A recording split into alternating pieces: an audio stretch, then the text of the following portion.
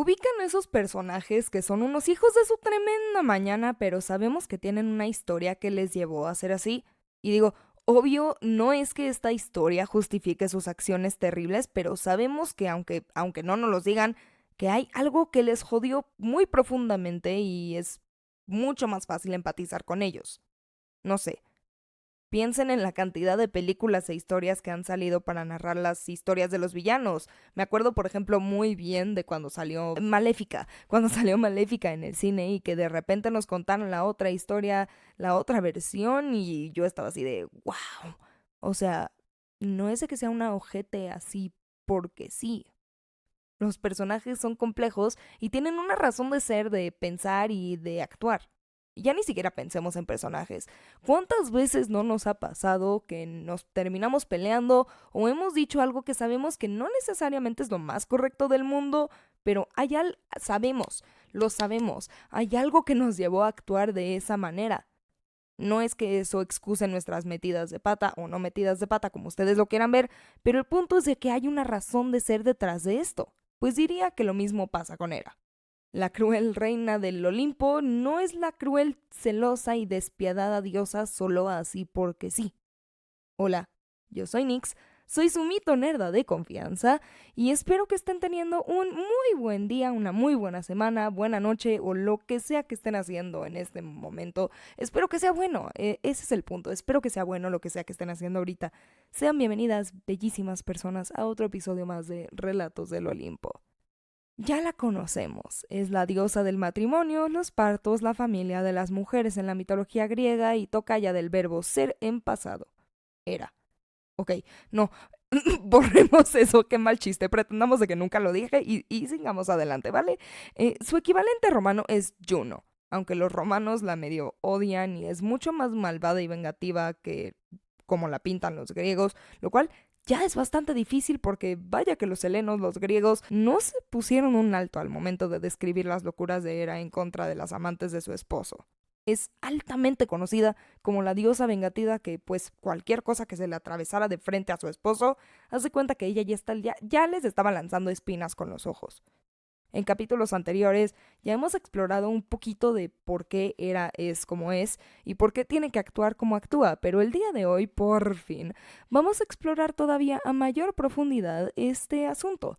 Tratemos por unos minutos de nuestra vida de olvidarnos de esta imagen que ya nos es familiar y atrevámonos a conocerla de nuevo. ¿Nunca se han preguntado por qué o cómo llegó a ser la diosa del matrimonio? ¿Cómo terminó casada con su hermano? Digo, no es que nació, vio a Zeus todo fortachón y fue amor a primera vista, así presidenta del club de fans. No, cero, cero, nada que ver. Los inicios de su relación, de hecho, diría yo, son importantísimos si queremos conocerla y entenderla mejor. La pregunta clave del episodio de hoy es, ¿podemos defender a Hera aún así con todo esto? ¿Ustedes qué creen? ¿Sí? ¿No? Bueno, no nos quedemos con la duda. Para eso estamos aquí una vez más en Relatos del Olimpo.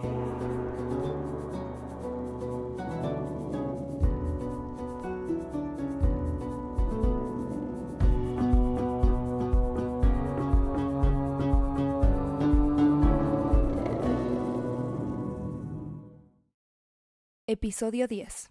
En defensa de Hera, la historia detrás de su matrimonio.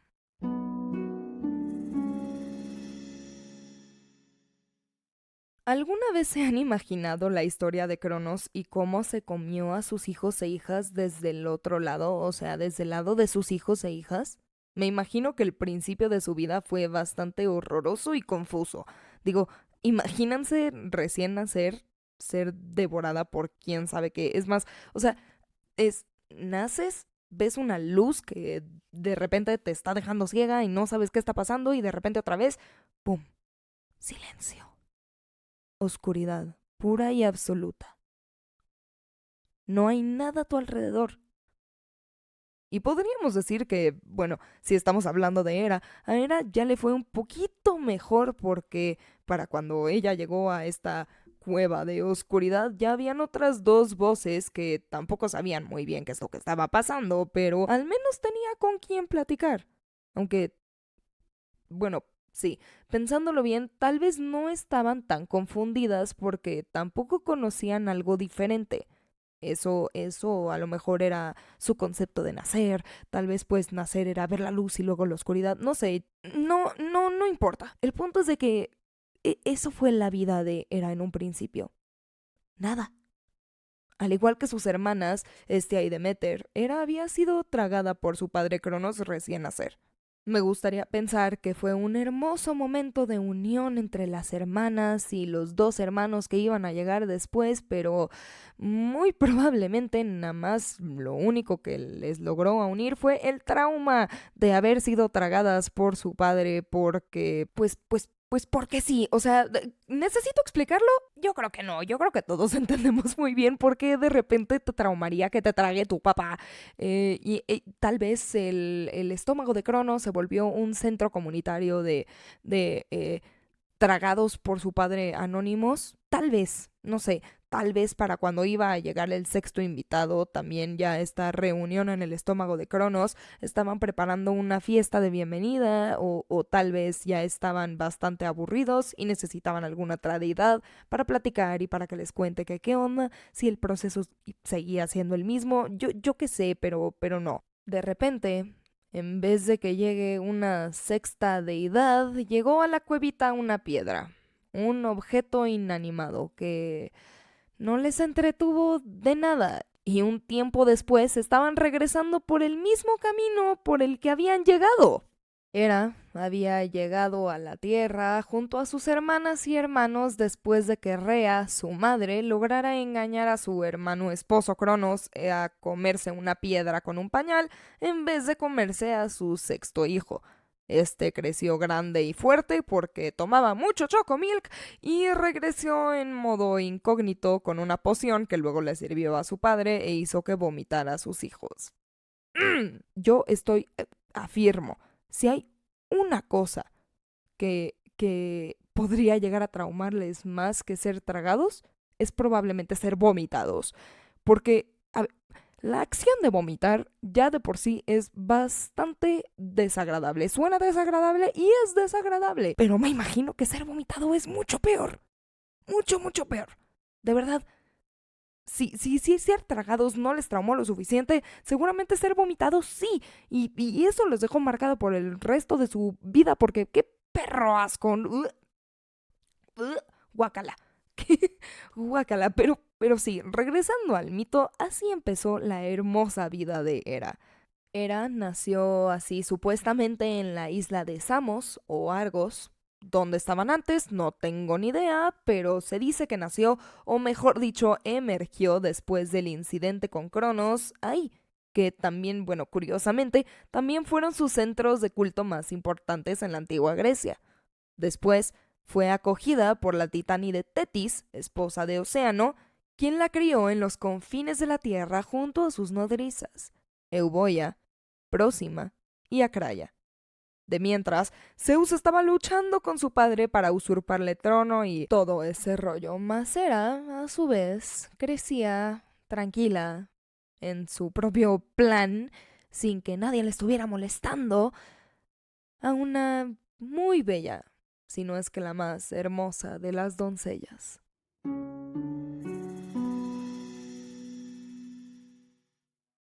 Está de más decir que Hera creció a ser una diosa sumamente hermosa. No por nada cachó la mirada del rey de los dioses, aunque ella no quería estar casada con él, y mucho menos después de la tremenda reputación que ya se había cargado.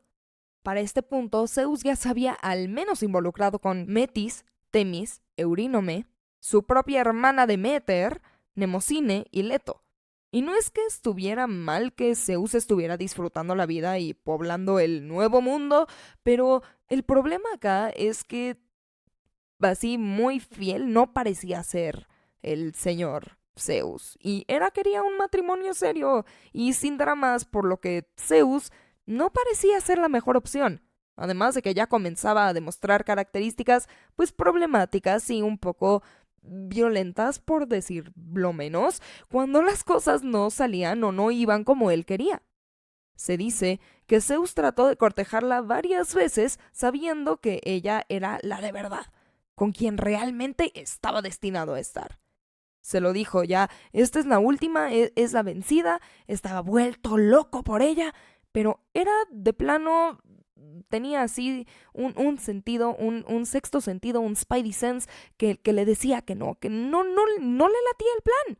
Así que lo rechazó una y otra vez, muy cuidadosamente porque sabía que debía protegerse de las malas lenguas para no caer entre los chismes de quienes habitaban el Olimpo.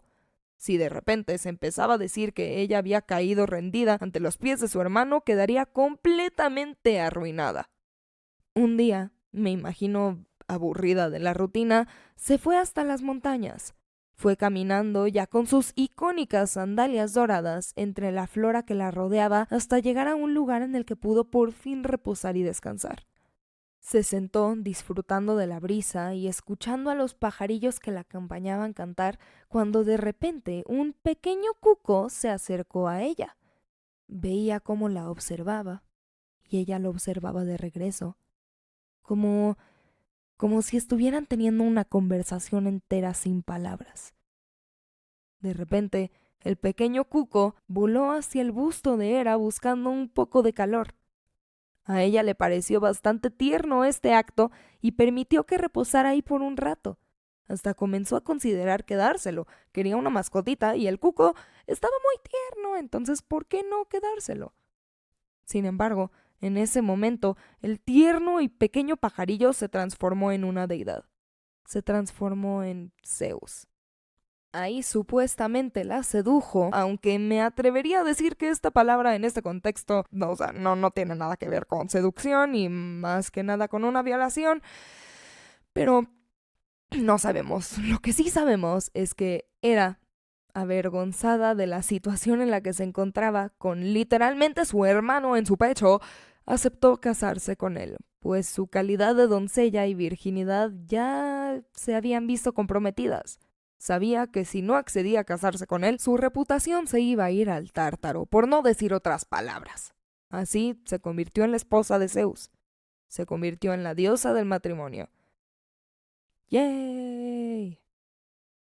También así nació la representación del pequeño pajarito sobre su cetro, en la que podemos verlo varias veces en mármoles o en pinturas. Viene de este mito. Y sí, también se dice que fue un tremendo bodorrio, así bodorrio icónico, impresionantísimo y, ni hablar de los regalos. Es uno de los mejores regalos de bodas que yo he escuchado, pero también estoy bastante segura, o mejor dicho, yo dudo mucho que bajo las circunstancias en las que esta boda se dio, Hera tuviera muchas ganas de celebrar.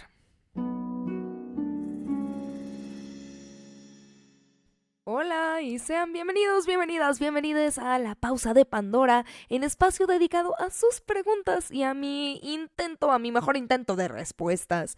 No saben que de verdad no tienen ni idea lo que yo estaba esperando para poder profundizar más en los mitos relacionados al matrimonio de Hera, porque yo la defenderé hasta que me muera, toda la vida. No la justifico, pero la voy a defender siempre, jamás la voy a abandonar así de jamás, nunca, nunca, nunca. Y antes de llegar a la pregunta, quiero decirles que fue increíble poder platicar con ustedes en el live de TikTok. Sé que no son muy frecuentes y que últimamente son incluso menos frecuentes, pero fue increíble y cuando los hago me encanta saber de ustedes, me encanta platicar con ustedes, igual para contarles de qué van los episodios, más o menos cómo van y que también puedan hacer sus preguntas a lo mejor más pertinentes y quién sabe, si se han metido a uno que otro, también saben que de vez en cuando, no siempre, pero de vez en cuando les doy adelantos de cómo va el proyecto de Relatos del Olimpo, de sorpresas que tengo planeadas, de regalitos que tengo planeados y cosas así, muy bonitas, relacionadas porque es una comunidad muy hermosa la que hemos construido, pero no me voy a seguir hablando por acá. Vámonos directo a la pregunta de la pausa de Pandora y dice así, viene de Grecia Guzmán de 8i, que estuvo en el live de TikTok, por cierto, y dice, hola, soy Grecia de TikTok y mi pregunta es, si Hera es la reina del Olimpo, ¿por qué crees que muchas veces es retratada más por sus celos que por su poder? Cuando yo leí esto, me quedé anonadada. Me quedé hecha piedra y ya ven por qué me gustan sus preguntas, porque me ponen a pensar. Me ponen a pensar y realmente me ponen a investigar y me ponen a cuestionarme un montón de las cosas que pienso. Y sí, eso es lo que terminó pasando. Me quedé pensando, me quedé investigando de por qué será así, hasta que por fin pude ordenar mis ideas y todo lo que pienso al respecto, así que ahí les va, porque no es un asunto tan claro. Depende muchísimo del mito del que la veamos y también depende un montón de la época de la que estemos hablando en cuanto a relación del poder de Hera. A ver, vamos a entrar y voy a tratar de ser lo más clara posible. Primero, lo más obvio, el poder de Hera está profundamente atado a su rol como esposa. La historia del engaño del cuco es, creo que la historia o el mito más claro, lo que nos deja ver lo más claro, que su poder nace de una trampa, no nace de su elección ni nace de una vida libre. Aún así, su figura es venerada como protectora del matrimonio, tanto en la sociedad como en los mitos. Pero también hemos logrado ver y vamos a seguir viendo que su propio matrimonio está plagado de traiciones. Existe también un fenómeno bastante curioso en el que Homero nos dice que Zeus comparte con ella lo que con nadie se atrevía a hablar, y escuchaba su consejo con bastante seriedad, aunque también llegó a desconfiar de ella. Entonces, aquí empezamos a tener como diferentes cosas, ¿no? Como que por un lado vemos que está su matrimonio y es sagrado y es venerado, pero su matrimonio no es tan respetado por Zeus, pero Zeus sí la respeta a ella y confía en ella. Entonces, ya ven, se va poniendo cada vez más confuso el asunto.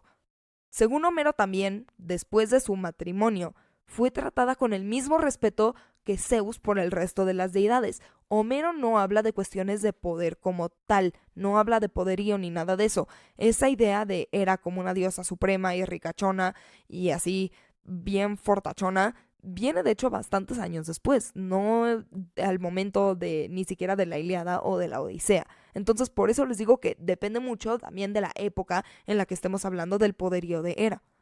Hay realmente también muy pocas veces en la mitología en la que vemos a Hera como un igual a su esposo. Hay un episodio en la guerra de Troya en el que llega a engañarlo con éxito usando el cinturón de Afrodita, pero en realidad este tipo de interacciones son muy la excepción. Hay otro momento en el que trata de rebelarse contra él porque ya la trae harta, y no nada más a ella, sino que a varias deidades. Entonces ella arma un complot y trata de rebelarse contra él, pero no sale bien y termina castigada y termina colgada desde los cielos porque pues ella fue quien lideró esta rebelión, y le ponen unas anclas en el pie y es bastante humillada y no la dejan libre hasta que pues promete que nunca va a rebelarse otra vez. En conclusión, ¿esto qué nos quiere decir? Que la mitología la pone en el centro del orden social, en el matrimonio y en la familia. Ahí es donde importa. Se le niega el mismo nivel de libertad o de poder que su esposo realmente es. O sea, en cuanto a poder, si podemos decirlo así, si hablamos de fuerza bruta y coerción como pensamos el poder tradicionalmente, no. Por más de que me duele, Hera no tenía mucho poder en relación a su esposo. Estaba subordinada y estaba completamente atada al poder que tenía Zeus y el rol que le permitía tener ese poder. ¿Ya saben? ¿Eso quiere decir que no tenía poder? No, no, no, no, no, claro que no. No me malentiendan. Era sumamente poderosa, y de hecho su culto es uno de los más antiguos y de los más importantes en la antigua Grecia, en el mundo heleno, al punto en el que también era protectora de las ciudades y de sus habitantes. Digo, sí, es mucho más famosa por ser protectora de las mujeres, por ser diosa del matrimonio, pues, o sea, diosa de los partos, pero también tenía que ver mucho con las ciudades y con el orden social, tenía que ver mucho con la estabilidad. Es más, también para que veamos como que Hera sí tenía poder. Hay un mito que cuenta que Poseidón y Hera se pelearon por Argos y Hera terminó tomando el control de la ciudad. Lo cual no es poca cosa, ¿eh? O sea, tampoco estamos hablando aquí de una doncella indefensa. No, no, no. De hecho, ¿sabían que hay unas olimpiadas? Bueno, no hay, pero había unas olimpiadas dedicadas a Hera, así como las olimpiadas estaban dedicadas a Zeus, también estaban los juegos Héreos, que estaban dedicados a Hera y eran exclusivos de las mujeres. ¿Cómo la ven? Y voy a regresar a lo mismo. No podemos olvidarnos del orden social. El matrimonio es parte esencial de la estabilidad de la época. Eh, Tal vez incluso hasta hoy. Digo, sí, menos que en ese entonces, pero el matrimonio sigue siendo parte fundamental de la estabilidad social. El matrimonio de Hera y de Zeus era el matrimonio además por excelencia, era el prototipo divino. O un poco jodido, en mi opinión, ya que sabemos cómo es de que funcionaba esto, pero estamos hablando de poder y esto nos dice muchísimo sobre el poder que Hera tenía en la sociedad, así como en los valores de la misma.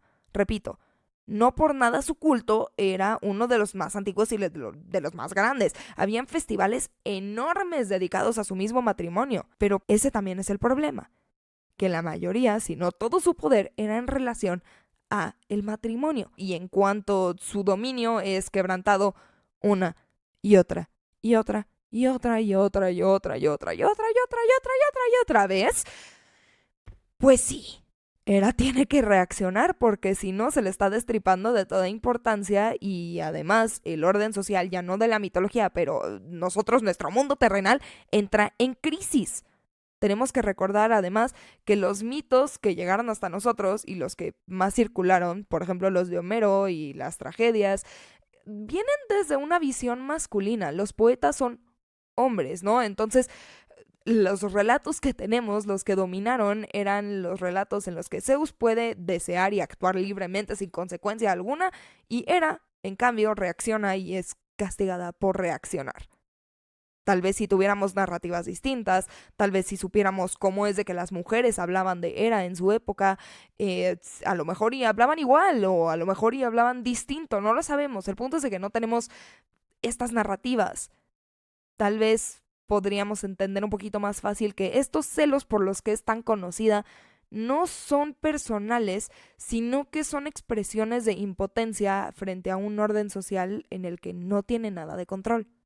En cierto modo son como una resistencia, si le podríamos decir así. Pero no. Los mitos y la narrativa los relatan como una debilidad femenina, no como una consecuencia de haber sido engañada, desplazada o traicionada una y otra vez. ¿Estaban dirigidos al personaje culpable de sus sentimientos? No. De hecho, hace todo lo contrario. Termina sosteniendo el mundo y el sistema que la violenta y trata de destripar su autoridad una y otra vez. En vez de luchar en contra del sistema, se termina uniendo al sistema. Ni modo. Pero pues ya vimos qué sucede cuando trata de irse en contra de Zeus directamente. Termina literalmente colgada del cielo y castigada. Si queremos entender a Hera realmente, tenemos que entenderla en este contexto. Eso es lo principal. Tenemos que entenderla dentro de su contexto. Ya sé que ya me alargué. En resumen, Hera sí era poderosa, pero su poder fue reescrito en una narrativa en la que redujo su figura a la de una esposa celosa y ya. Sin embargo, si nos atrevemos a rascar un poquito más a profundidad, vamos a encontrar una deidad que es muy fuerte, que es astuta, que es estratégica y que su historia, aunque jodida, sigue resonando hasta en nuestro siglo XXI, en pleno 2025. Sí, ya me acabo de dar cuenta cuánto tiempo llevo grabando. Híjole, ya se me alargó la pausa de Pandora, pero podrán ver que, pues sí, me pusieron a pensar y que es un tema que me apasiona un montón, pero no les alargo más. Espero haberte respondido, Grecia, y espero no haberles confundido más a todas las personas. Muchísimas gracias por preguntar. Ya saben, o si no saben, se los digo de una vez, si quieren ser parte de la pausa de Pandora, si quieren que les conteste alguna pregunta o quieren ser la pregunta seleccionada, dejen su pregunta en cualquier comentario, ya sea en Spotify, en Apple Podcasts o en YouTube, y pues ahí estaré eligiendo a las preguntas pertinentes para los episodios pertinentes. Si no se los he contestado es porque estoy seguramente guardando su pregunta para un episodio en el que quede mejor. Pero sí, hasta donde yo recuerdo, les estaba contando del matrimonio de Hera. Yo sé que les estaba contando del matrimonio de Hera y de Zeus, pero no les he contado realmente del casamiento. No les he contado de la ceremonia, ni del regalo, ni nada de eso. Así que regresemos al mito, ¿va?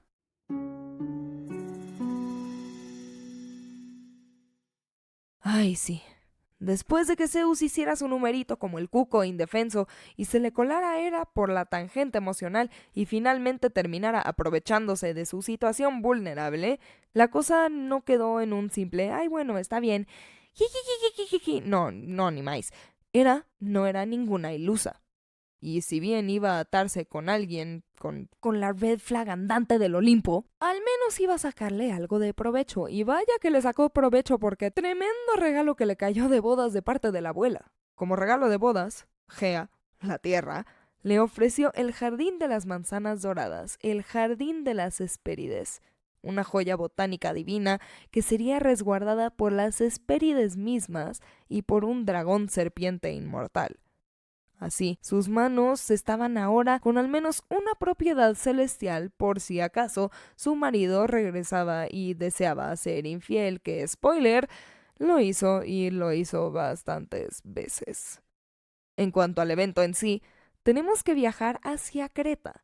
Según los poetas antiguos, fue una boda legendaria, bellísima e icónica, en la que las Moiras, las hiladoras del destino, por fin unieron a Zeus y a Hera en el sagrado matrimonio.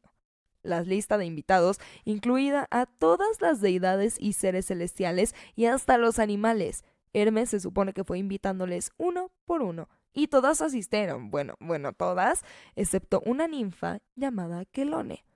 Ella comenzó a decir las cosas que de verdad nadie se atrevía a decir. Yo no entiendo de dónde sacó el coraje para decirlo. Que el matrimonio era una farsa, que era un chiste y que realmente no valía nada.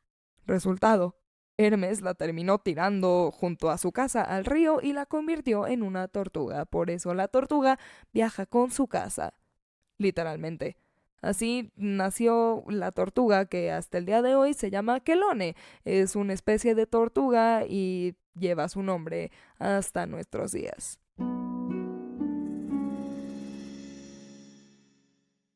Pero regresando a nuestra hermosísima pareja, después de la boda se apaciguaron un poco las tensiones entre Zeus y Hera y se dice que tuvieron un periodo como de luna de miel y felicidad de 300 años. 300 años, que bueno, pensando que las deidades son inmortales, 300 años no son nada, pero óyeme, 3 siglos. 3 siglos en los que Zeus amó profundamente a su esposa. Además, tuvieron un hijo y 2 hijas juntos. Tuvieron a Ares, que es el dios de la guerra bruta, Hebe, diosa de la juventud, e Ilitia, la diosa de los partos, que acompañaría a Hera en su labor para aliviar a las mujeres a la hora de dar a luz.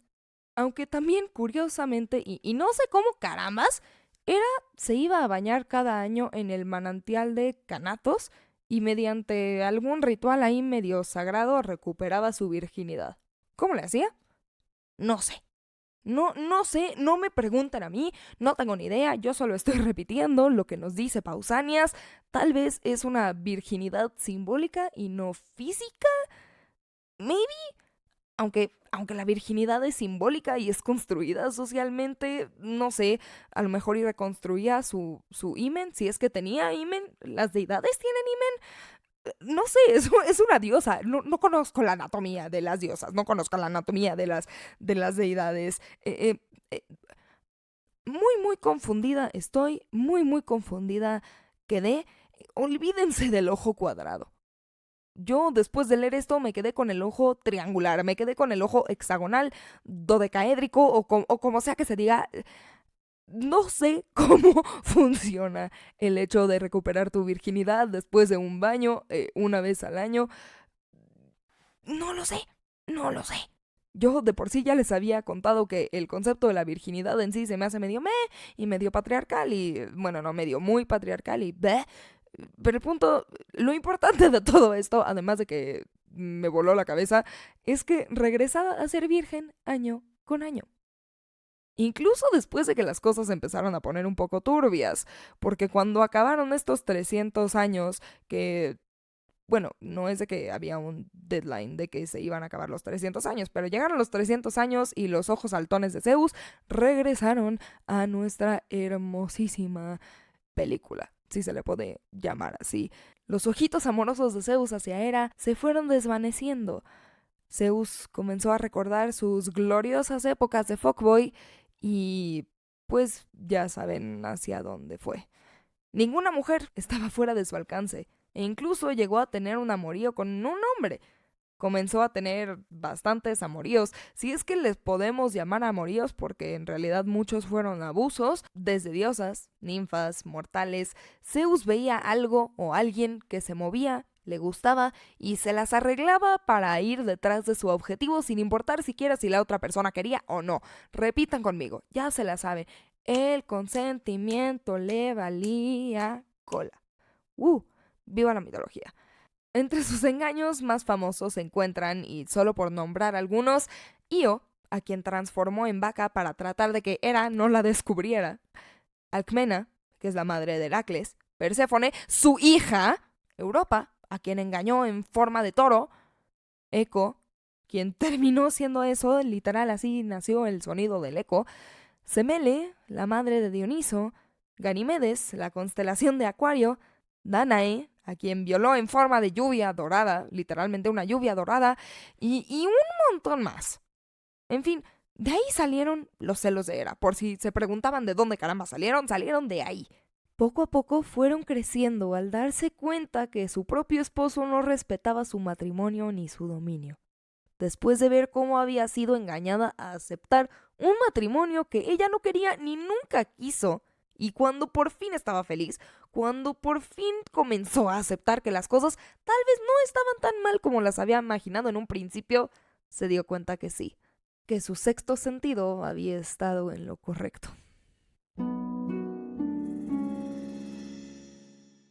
Entonces, ¿podemos defender a Hera? Sí, pero no con flores, ni con excusas, ni con romanticismos ridículos mal traducidos, no. Tanto la historia de Hera como su carácter han sido literalmente tallados en mármol y pintados en lienzos que están sostenidos en un mundo con una base inquebrantable de manipulación, de silencios incómodos y de siglos de misoginia estructural. Los celos de Hera no nacen del aire, no nacen de su ego ni de sus ovarios, nacen de un matrimonio que ella no eligió, de un dios que empezó su relación disfrazado de pájaro, una relación no consensuada, y de una eternidad de ver cómo su rol como esposa y reina era constantemente ridiculizado, reducido y traicionado. Es muy fácil burlarse de la esposa celosa cuando ignoramos que su identidad divina fue construida desde muy el principio sobre el silencio de sus deseos y de su voluntad. Su matrimonio con Zeus no solo fue un contrato ahí sentimental o mitológico, no, fue literal la piedra angular sobre toda su representación. Y esa piedra está partida. Las infidelidades de Zeus no son simples aventuras, son narraciones de poder. Son actos en los que esta virilidad divina se impone sobre los cuerpos que rara vez tienen agencia y que estos cuerpos generalmente son femeninos. Sin embargo, Hera, en lugar de voltear su furia hacia el origen del abuso, se convirtió en el brazo ejecutor del sistema. Persiguió a las otras, persiguió a las amantes, a las hijas y a los hijos de estos encuentros, no porque no supiera quién tenía el poder, sino porque estaba atrapada en un sistema donde retarlo directamente era un crimen que se pagaba con anclas en los tobillos y con una humillación colgante desde el cielo. ¿Cuántas veces no ha sucedido en nuestra misma sociedad que un hombre le es infiel a su pareja y en vez de responsabilizarlo de sus acciones terminamos tirando a la persona con la quien fue infiel en la gran mayoría de las veces? Pues pensemos en relaciones heterosexuales. Un hombre que termina engañando a su novia o a su esposa con otra mujer. ¿Y a quién tiramos a la boca del lobo? ¿Al hombre? No. Como sociedad es mucho más fácil tirar a la mujer. ¿También podríamos reducir a Hera a una víctima pasiva? No, claro que no, tampoco. Porque ella también participó en el juego, también ejerció poder y también ejerció violencia. Probablemente es uno de los temas más oscuros y uno de los que más me incomodan dentro de toda la mitología grecorromana. También es cruel y si con episodios pasados no ha quedado claro, seguiremos viendo cómo en los que siguen es completamente despiadada. A Calisto la termina convirtiendo en osa. A Semele la manipula para que literalmente se muera. Impide el parto de Heracles, haciendo que Alcmena sufra por días, y esto solamente es por dar unos ejemplos. Su historia realmente no nos está pidiendo que la idealicemos, no está pidiendo que la perdonemos, está pidiendo que la comprendamos, que aceptemos sus contradicciones, que veamos en ella un reflejo de tantas figuras femeninas que al no poder derribar el trono optaron por controlar a quienes estaban sentadas en los bancos cercanos a ella. Porque también repensar a Hera es repensar el juicio con el que analizamos a las mujeres poderosas en la historia. Pensemos nada más en la mitología, porque el enojo de Zeus es majestuoso y poderoso, mientras que el enojo de Hera es parte de una histeria. Porque cuando pensamos en la astucia de Odiseo lo alabamos como héroe, pero Hera es una manipuladora. Si les puedo dejar con algo de este episodio es que miren de nuevo su historia, miren las historias de las mujeres poderosas. Creo que debemos aprender a desconfiar de las narrativas que nos enseñaron que temer a las mujeres enojadas y admirar a los hombres que salen impunes es lo correcto. Debemos cuestionar las versiones y los adjetivos con los que se nos ha descrito a lo largo de la historia y debemos de tratar de ver nuestro mundo desde una mirada más justa, una mirada más equitativa. Debemos de tratar de construir, no de destruir. Lo hermoso de todo esto es poder reconocer que Hera no es un modelo a seguir. No es un personaje tampoco que debemos redimir, sino es una figura que encarna la complejidad de ser una mujer, de ser una persona, de ser una... Pues sí, de ser una mujer en el poder en un mundo que le teme, en un mundo que le castiga, y sin embargo que no puede prescindir de ella. Porque tal vez el verdadero poder de Hera no está en sus castigos, y ni siquiera está en su retorcida resistencia. Quizás su poder está en obligarnos a hacernos preguntas incómodas, en no dejarnos salir de ahí tan fácilmente. Pero bueno, yo con eso les dejo por ahora. Muchísimas gracias por acompañarme el día de hoy aquí, muchísimas gracias por acompañarme en este episodio, en estas volteretas de cabeza que me he metido. Mil gracias. Y ya, bueno, ya saben, si no termino colgada de los cielos por andar abriendo mi bocota, nos estamos escuchando. A la próxima. Bye bye.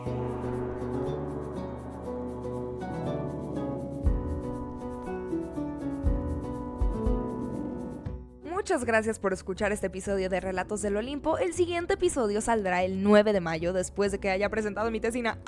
Pero bueno, de mientras, para más contenido mitológico, no se olviden de seguirme en mis redes como Relatos del Olimpo y dejar su reseña y comentarios en cualquier plataforma por la que me escuchen. También pueden compartirlo con su mito nerdo favorito o su abuelita, que pues qué manera de serle más fiel a la mitología que contar esto de voz en voz. Pero otra vez, mil gracias por estar acá, les mando un abrazo desde mi escritorio y nos estamos escuchando a la próxima. Bye.